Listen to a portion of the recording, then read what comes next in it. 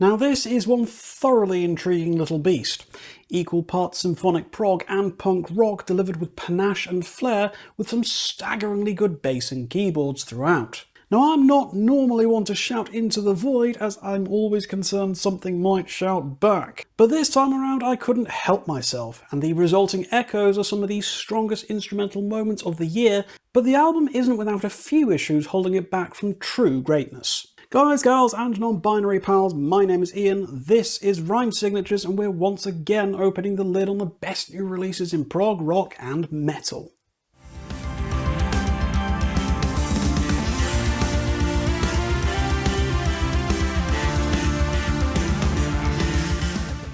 Okay, so I can remember back in 2023 I spent quite a lot of time listening to Great Wide Nothing's third album, Hymns for Hungry Spirits Volume 2. And it was one of those moments now where I eternally regret not covering the album on the channel, as frankly I absolutely loved it. The short, sharp, snappy dynamics of the early tracks and one of the best near 20-minute long epics of the year, it was an absolute treat from start to finish. So when the band reached out to me and were like, "Hey, would you like to cover our new album on the channel?" I wouldn't allow my complacent ass to win again. I was determined to crank up my spotlight, meagre though it may be, and highlight one of the more interesting groups I've come across in recent years. A Shout into the Void feels like it's trying to marry two very different ideologies, the towering structural grandeur of 70s prog and the raw emotional immediacy of post-punk. It's the sound of Genesis falling in love with the Damned at a basement show and deciding to raise their child on Rush bootlegs and Alienation. What results is one of the most musically exciting, compositionally dense albums I've heard this year. It's an album overflowing with killer bass lines, vintage synth textures, adventurous song structures, and a clear desire to say something. This record is stacked with instrumental flair. Seriously, the bass and keys are so good I kept wondering if they were trying to apply for a job to be in Emerson, Lake and Palmer. But then the vocals come in, and I'll be honest with you now, that's where my enthusiasm hits a little bit of a turbulence break. It's not a deal breaker, but it's a hurdle. So let's get comfy and I'll lay out where I am with this one.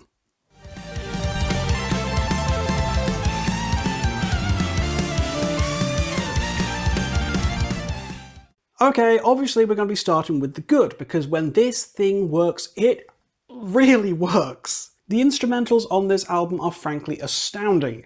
Keyboards, ridiculous. Analog sounding layers that shift between triumphant and unsettling on a dime. There's a warm and passionate glow all over this record that bathes everything in a comforting retro light. And the bass, oh my god, the bass. There are grooves in here that Chris Squire himself would probably have slow clapped. It's punchy, melodic, and constantly driving things forward like it's got somewhere urgent to be.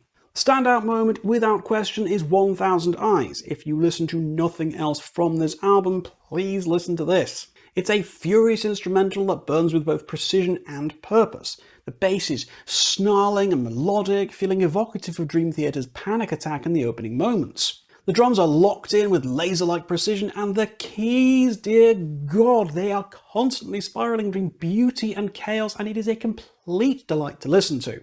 It's my favourite instrumental track of the year so far, and I will say that without any hesitation. It's got this driving, high-stakes energy, but it never ever loses clarity. Every riff feels like it has a narrative weight, every synth line swells like it's chasing an emotional climax. It's the kind of piece that makes you wonder if words would just be getting in the way. Speaking of the words though, the lyrics on the album are particularly noteworthy, skirting around the personal and the political. Reflecting on the value of art to a digital society, the pain of wealth inequality, and the unsustainable ambitions of global capitalism. It's definitely the punk side of this progressive punk fusion. They managed to do an admirable job coming across as thoughtful and well-researched rather than merely reactionary though. There's passion and care put into this poetry, and I've had a great time dissecting the lyricism throughout the album. But the progressive side of things is where my usual tastes will take me, and A Shout into the Void still has me nicely covered in that regard.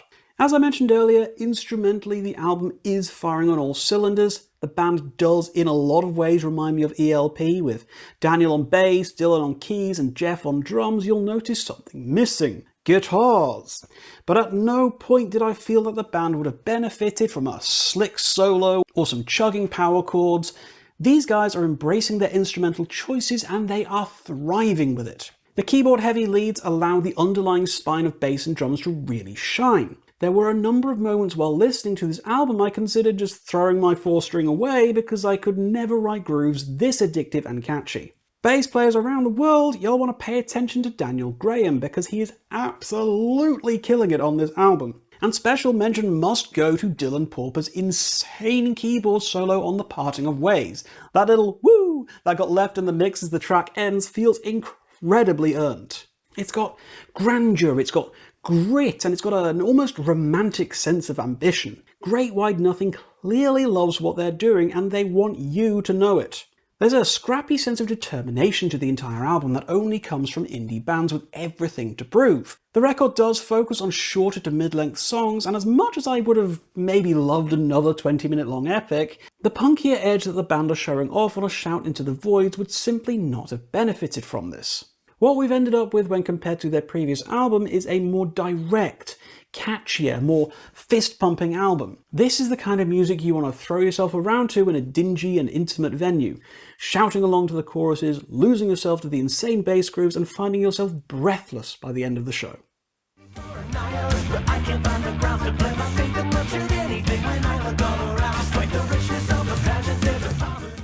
Okay, here we go. Right, I need to talk about the vocals, and I want to be fair here because I don't think they're bad, but they are divisive.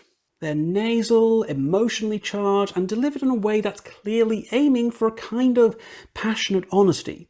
Think early neo-prog meets punk cabaret. Sometimes it works. There's a certain charm in how unpolished and sincere they feel. Like the band is saying, this is who we are, no studio trickery, take it or leave it. But there are moments where the delivery doesn't gel with the grandeur of the instrumentation. Some tracks sound like they were sung in a different emotional key than they were written in, and the mixing doesn't really help. The vocals often sit oddly on top of the mix rather than within it, making them feel somewhat disconnected from the music. The opening track of Utopia is especially guilty of this, with the earnest yells of the opening vocals feeling incredibly jarring compared to the music that leads up to them. And then there's the appearing for one night only, briefly growled sections underlying the otherwise clear and well enunciated leads. Thing is though, that some tracks work better than others vocally. Brain on Fire, A Shout Into the Void, and The Parting of Ways are fantastic, and Daniel belts out with a seriously impressive range. But it's the inconsistency that holds this record back from true greatness. Now, obviously, vocals are always one of the great divisive points in progressive rock and metal. I mean, people hate Geddy Lee, John Anderson, James LaBrie, Spencer Sotelo, Ross Jennings, etc., but has that ever held any of them back? Psh, hell no. And my on-the-fence reaction to the vocals on this record should not be interpreted as an attack or a call to arms, but merely a statement as to my own personal preferences. I'm a metal guy at the end of the day, and I prefer my vocals to reflect that. Neo-prog and punk, for that matter, are very much my once-in-a-while appetite, so it's honestly not that surprising that the vocals on this album have rubbed me the wrong way just a little bit. But credit due where credit's due. When the band leans into their punkier instincts, the vocals feel a lot more at home. There's a scrappy, rebellious edge to the delivery that benefits from that particular rawness. In those moments, you get a sense of what the band might become if they let their rough edges lead the charge instead of smoothing them down for the prog. The good news, though, is that I really don't have much else to complain about here. It's a snappy album at 46 minutes long across 8 tracks with no room for filler or interstitial moments. Every song feels distinct from the last, making for an album that's easy to enjoy piecemeal as much as it is in one go.